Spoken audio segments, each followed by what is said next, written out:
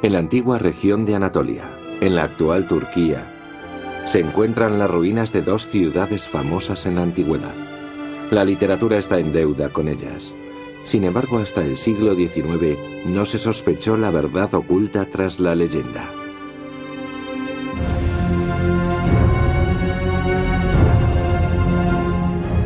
La primera de ellas, Troya, evoca episodios míticos recogidos por Homero en su poema épico La Ilíada. La segunda ciudad es Pérgamo, un brillante centro cultural, famoso por su bella arquitectura y su amor a la sabiduría.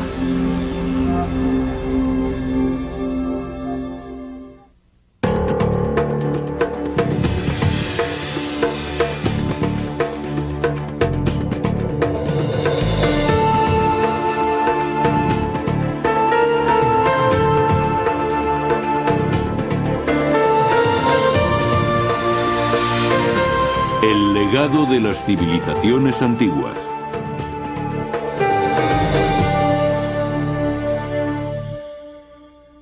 Troya y Pérgamo. La guerra de Troya.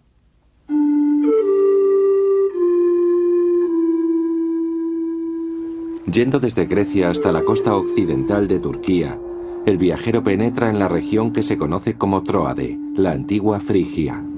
Se cree que aquí se encontraba la legendaria ciudad de Troya, que debe su fama a la Ilíada de Homero.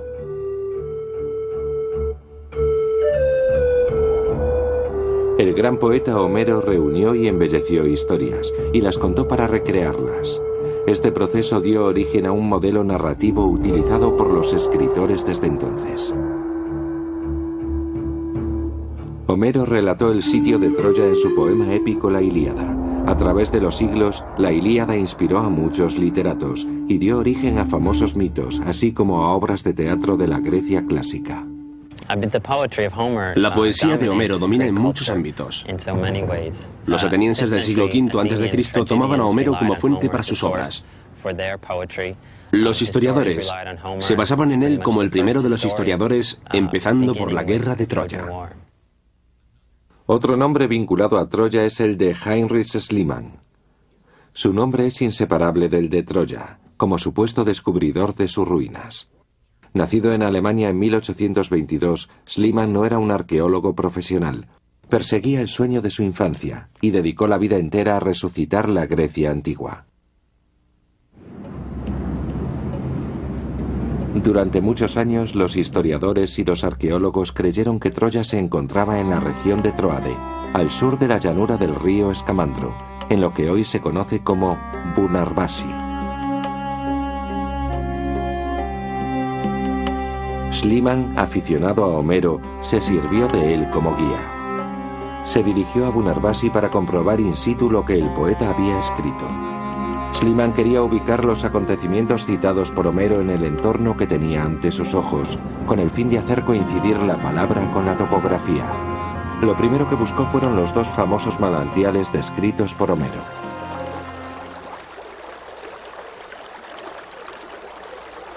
En Bunarbasi había como poco 34 manantiales.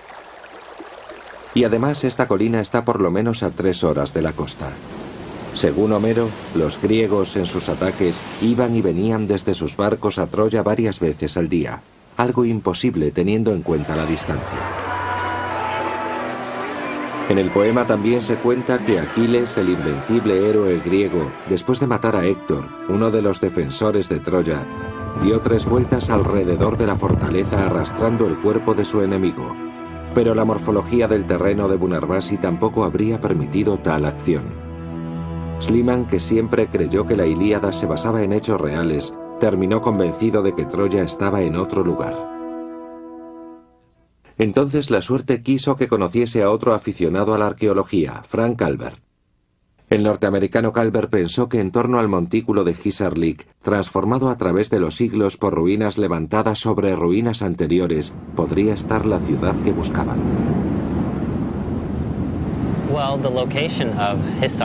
Hisarlik, o la ciudad que creemos que es Troya, está en una posición estratégica, ya que esta ciudad controla el paso entre el Egeo y el Mar Negro.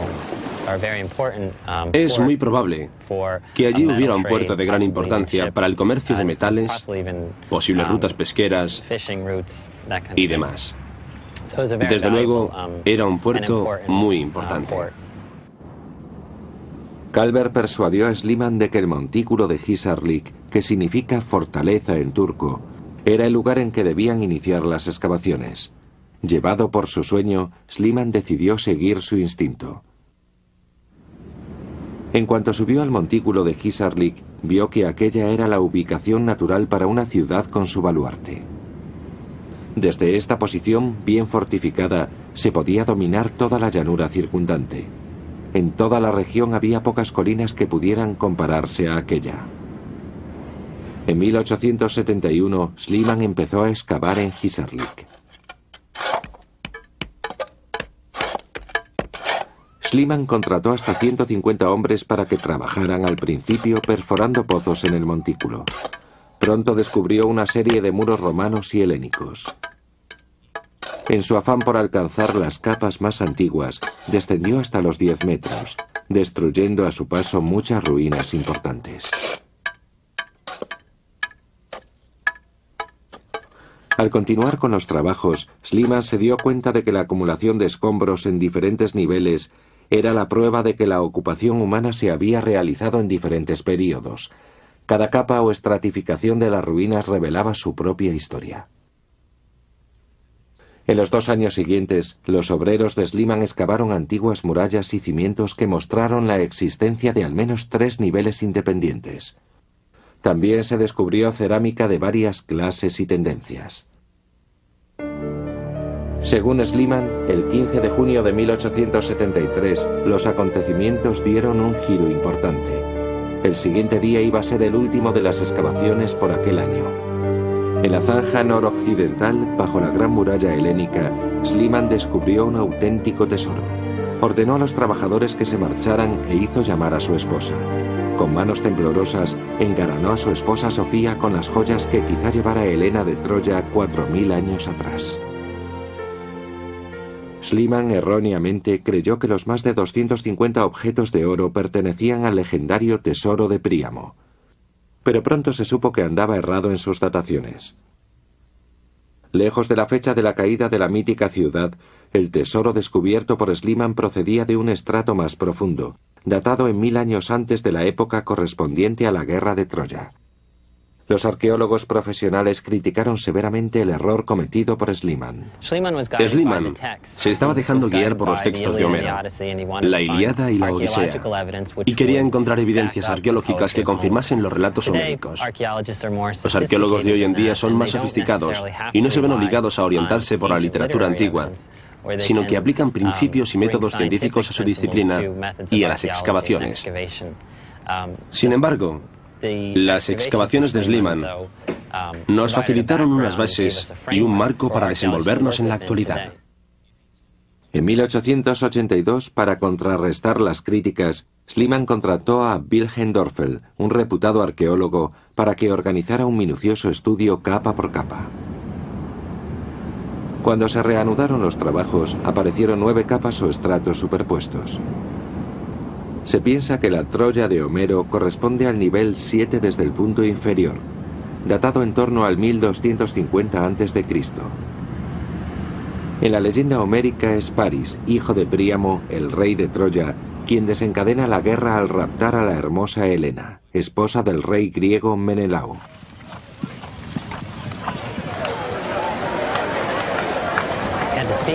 Es una equivocación hablar de la guerra de Troya como si fuera una sola. La destrucción de la ciudad troyana de Asia Menor debió producirse como consecuencia de una serie de conflictos. En Troya estaría concentrado el control de las rutas de acceso del mar Mediterráneo al mar Negro, y las fuerzas occidentales ambicionarían apoderarse de esa zona estratégica.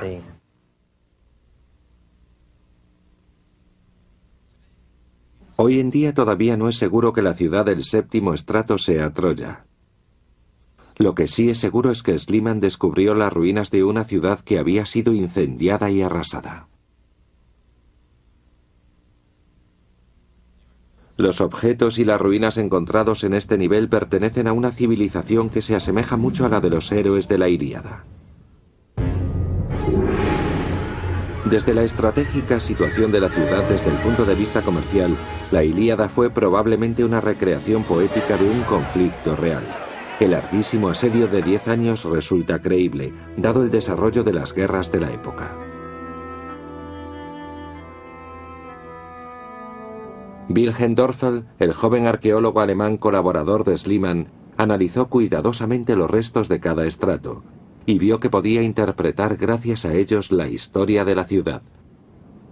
La cerámica manual aparecida en el primer estrato y la cerámica de torno aparecida en los posteriores revelaron que a lo largo de varios siglos hubo una sucesión de conquistas y asentamientos por parte de diferentes civilizaciones cada vez más desarrolladas. Los 3 primeros niveles pertenecen al bronce temprano, entre el 3000 y el 2050 a.C. Esta es la época en que se calcula la fundación de la ciudad. En los estratos cuarto y quinto han desaparecido las anteriores murallas defensivas, pero el trazado de la zona habitada es el mismo de antes, con viviendas muy próximas unas a otras en un diseño regular. Una extensa muralla perimetral aparece en el sexto estrato, el correspondiente al bronce medio, alrededor de 1800 a.C. Las casas de este nivel responden a un diseño trapezoidal. Un lado, el que da a la Acrópolis, es más corto que el lado exterior, lo que confiere a la ciudad la forma de un abanico. Cuando un terremoto destruyó la ciudad, sus habitantes fundaron la ciudad nueva en el séptimo estrato, y esta podría ser la Troya cantada por Homero. La ciudad dejó de existir alrededor de 1100 a.C. al final de la Edad de Bronce. Abandonada durante siglos, la ciudad volvió a la vida con colonos griegos que fundaron Ilión en el mismo lugar. La construcción de un templo dedicado a Atenea motivó la afluencia de gran número de fieles. Los héroes homéricos, representados en la cerámica y en esculturas, se describen en los mitos de Grecia, su literatura y su arte. Los mitos resurgieron cuando el poeta romano Virgilio narró la historia de Eneas, quien a la caída de Troya abandonó la ciudad en ruinas. Julio César afirmaba que su familia era descendiente del hijo de Eneas. Este héroe troyano era considerado uno de los fundadores de Roma. César consideró a la ciudad de Ilium la nueva Troya y la llamó Ilium Novum.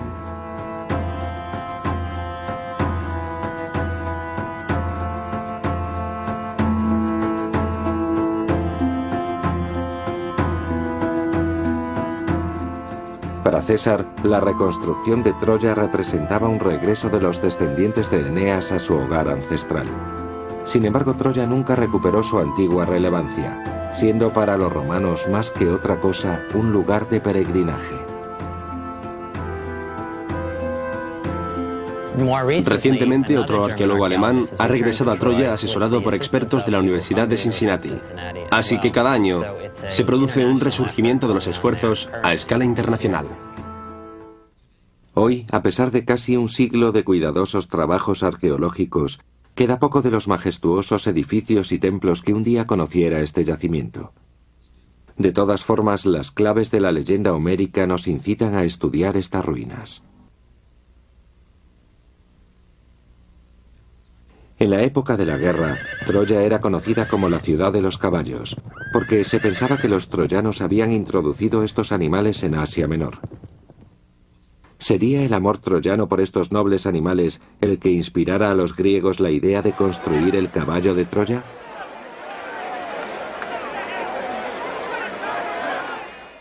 Otra clave en la mezcla de hechos reales con la ficción es que la ciudad del estrato 7 fue levantada sobre las ruinas de una ciudad anterior destruida por un seísmo. Poseidón era el dios de los terremotos, pero era también el protector de los caballos y a menudo se transformaba en uno de ellos. Entre los vencedores se encontraba Palamedes, el inventor de la balanza y otros sistemas de medidas, y también inventor del juego de damas, para no caer en el aburrimiento durante el asedio. El juego no se ha extinguido en estas latitudes, a los turcos les encanta y lo practican con asiduidad. Si Troya nunca recuperó su importancia, otra ciudad de la misma región, llamada Pérgamo, se convirtió en un centro destacado de la cultura griega. Pérgamo fue fundada en el siglo VIII a.C., en una escarpada colina sobre el fértil valle del río Caibos, a 24 kilómetros de la costa. Capital de un próspero reino helenístico, fue una de las más importantes ciudades antiguas de Asia Menor. En los siglos III y II a.C., los gobernantes de Pérgamo transformaron la ciudad en un destacado centro de la cultura griega. Toda la ciudad fue construida con gran precaución sobre una serie de terrazas naturales. La ciudad está dividida en dos zonas. La ciudad superior comprendía todos los monumentos que rodean al Palacio Real, casas suntuosas y templos construidos en la Acrópolis sobre terrazas. Y la otra zona importante estaba en un nivel más bajo, rodeando los gimnasios.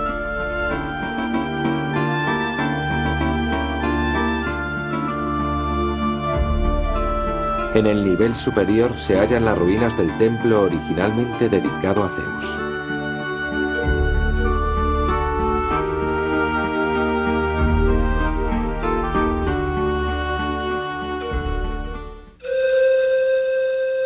Uno de los reyes más ilustrados de Pérgamo, Eumenes II, ordenó construir una biblioteca que pronto compitió con la egipcia de Alejandría.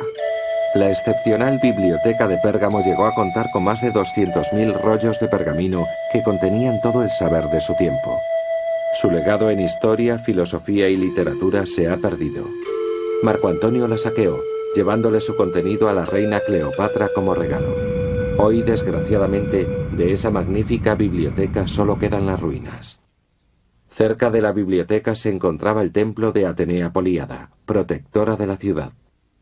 Su estilo arquitectónico no sigue un modelo común en Asia Menor, y podría haber sido un intento de levantar un nuevo Partenón que hiciera de Pérgamo la Atenas de Anatolia. Las estatuas alrededor del templo representan los triunfos bélicos de las tropas de Pérgamo sobre los ejércitos invasores. Esta imaginería, con las celebraciones militares talladas en mármol, muestra claramente el carácter de los edificios de Pérgamo. Una de las mejores muestras del arte helenístico es el altar dedicado a Zeus.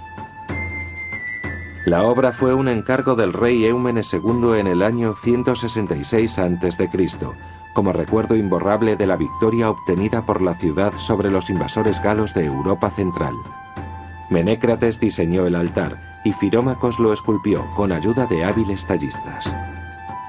En el Museo de Pérgamo en Berlín se encuentran las piezas originales y una rigurosa reconstrucción de la columnata occidental tal y como debió estar dispuesta.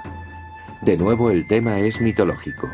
Es muy probable que para crear las figuras esculpidas en el impresionante friso se utilizaran como modelos a los propios habitantes de Pérgamo, que se reconocerían después a sí mismos en las figuras. El diseño por ordenador nos ayuda a ver el monumento en su ubicación original y tal como era hace unos 2000 años.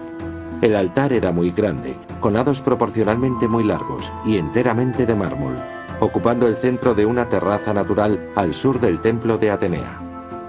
Construido a 3 niveles, su aspecto era el de un gran podio rodeado por una columnata cubierta, dispuesta en la forma inusual de una herradura.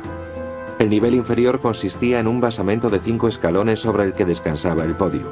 A media altura del altar de mármol, una serie de relieves recorrían todo el podio. En el friso se tallaron escenas de la guerra que había inspirado la construcción del altar. La construcción no era particularmente grande en proporción a los humanos, y sin embargo, el efecto del conjunto debió resultar grandioso. Considerado por los especialistas como uno de los máximos paradigmas del arte helenístico, el altar es fascinante también por su valor simbólico, la victoria del bien sobre el mal. A lo largo del friso que recorre todo el podio se desarrolla el ataque mitológico de los titanes a los dioses del Olimpo. Los titanes son vistos como galos, es decir, como el mal que debe ser exterminado. Para los habitantes de Pérgamo, los constructores del altar, el monumento representa su victoria sobre los galos. Aquí se muestra el monte Olimpo, al que ponen asedio los titanes que representan las fuerzas del mundo subterráneo. Los dioses de los elementos, el cielo, el mar, el agua y la luz, se baten contra semidioses con Hércules de su lado. La combinación de elementos divinos y humanos evoca el papel de los gobernantes de Pérgamo como últimos defensores de la civilización griega contra la barbarie. Las imágenes, en toda su violencia realista, utilizan el efecto del relieve para imprimir verosimilitud al mensaje. Siguiendo la práctica de la época, los relieves seguramente debieron ser policromados. No quedan restos de la pintura original, pero las descripciones de otras obras clásicas nos permiten imaginar el aspecto que tendrían las figuras del altar de Pérgamo. Otra obra extraordinaria es el teatro, uno de los más logrados de su tiempo. Se encontraba al lado del templo de Dionisos. Ambas construcciones se levantaron una al lado de la otra, ya que los juegos tenían lugar en el teatro, normalmente durante las fiestas en honor de este dios. En el centro de la ciudad hay numerosos templos para el cuidado del espíritu, pero estos son los restos de 3 edificios relacionados con el cuidado del cuerpo. Su uso estaba establecido por edades: niños, adolescentes y adultos. Bajando a la llanura encontramos la Pérgamo romana. El último rey de Pérgamo, Átalo III, no tuvo descendencia, y decidió que, tras su muerte, los romanos, que empezaban a labrar su gran imperio, debían heredar la ciudad. Cuando el rey murió en el año 133 a.C., la ciudad fue entregada a los romanos, quienes, siguiendo su costumbre, construyeron inmediatamente todo lo necesario para sentirse a gusto en Pérgamo, sobre todo baños y también templos para sus dioses. Además de griegos y romanos, esta ciudad internacional recibía con frecuencia a mercaderes y comerciantes de todo el Mediterráneo. Un gran edificio llamado el Vestíbulo Rojo estaba dedicado al culto de divinidades egipcias como Isis y Serapis. Los comerciantes egipcios encontraban así un agradable lugar para orar y una razón para regresar a la hospitalaria Pérgamo. El mayor ejemplo del esplendor romano es el Asclepeion, el templo de Asclepio o Esculapio, protector de la medicina. Remodelado por los romanos a partir del templo griego original, se convertiría en el siglo II en el principal centro terapéutico de su tiempo. Cuando el famoso médico griego Galeno ejercía aquí, sus pacientes entraban por una bella calle porticada, la Vía Tecta, que significa calle cubierta. La hidroterapia era muy popular en el mundo antiguo.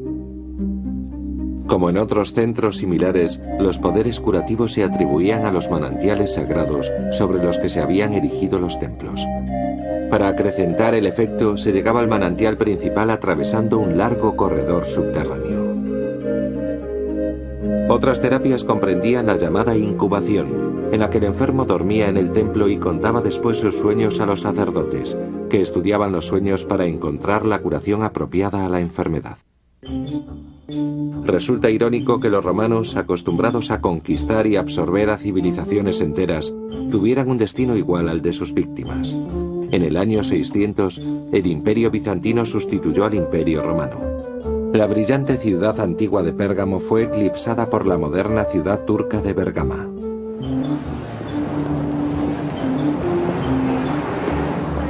El arte y las hazañas de los tiempos heroicos siempre consiguen emocionarnos. Gracias a Homero y a la Ilíada, nuestra imagen de Troya estará eternamente unida a la leyenda. El mito y la leyenda por él plasmados se han apoderado de nuestra imaginación durante miles de años. Homero también nos legó las claves para hallar antiguas civilizaciones entre las tinieblas del tiempo. Nuestra comprensión de la Grecia antigua está sometida a continuos cambios que dependen de las reinterpretaciones de las viejas fuentes, así como de nuevas excavaciones. Los trabajos arqueológicos en Troya, Pérgamo y otros yacimientos han desenterrado los vestigios físicos de nuestra historia, descubriendo los fundamentos de la civilización que llamamos occidental.